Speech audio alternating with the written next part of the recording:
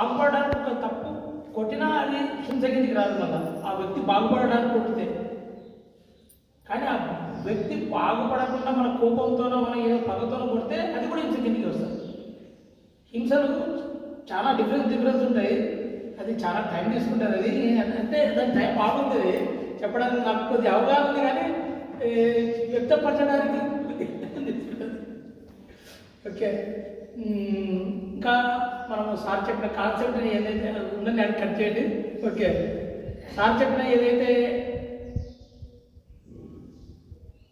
4 విషయాలు అయితే ఉన్నాయో, ధ్యానము, స్వాధ్యాయము, సజ్జన సంగాతము, పిరమిడ్ జగత్తు, శాకాహార ప్రచారము, ఇవన్నీ కూడా మనము మన చేయడం వలన ఎవరికో లాభం కుదరదు. ఇది యాక్చువల్గా వాళ్ళు ఎదుగులో తర్వాత విషయం ఫస్ట్. కానీ మనలో మనము ఎప్పుడు ఎరక స్థితిలో ఉంటాం.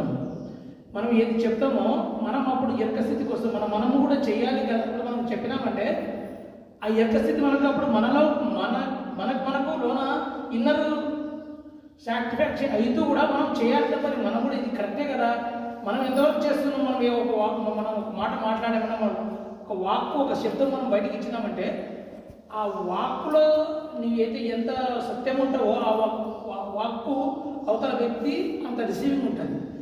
నువ్వు చెప్పే వ్యక్తి యొక్క వాడు అనుభవం, అంటే వాడు చేయకుండా చెప్పినాడు అనుకోండి, ఆ అనుభవం అక్కడ ఆ ఎదుటి వ్యక్తికి ఆ గ్రహణశక్తి అంత తక్కువ ఉంటుంది.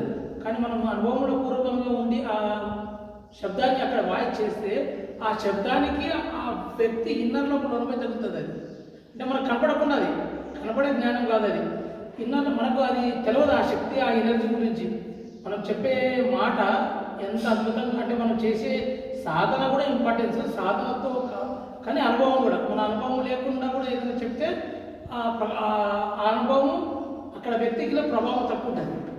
మనం సాధన చేసి చెప్పితే ఒక అనుభవం, మీరు ఒక వంట వండినారు, ఆ వంట పదార్థం ఏమేమి వేయాలనేది మీకు అవగాహన ఉంటే చెప్తే పర్వాలేదు.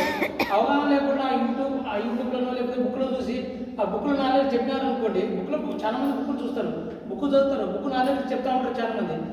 దాంట్లో చెప్పిన వాడు చెప్తుంటాడు, కానీ అవతల స్వీకరించే వాళ్ళకి అంత ఎనర్జెటిక్గా ఉండదు అన్నట్టు.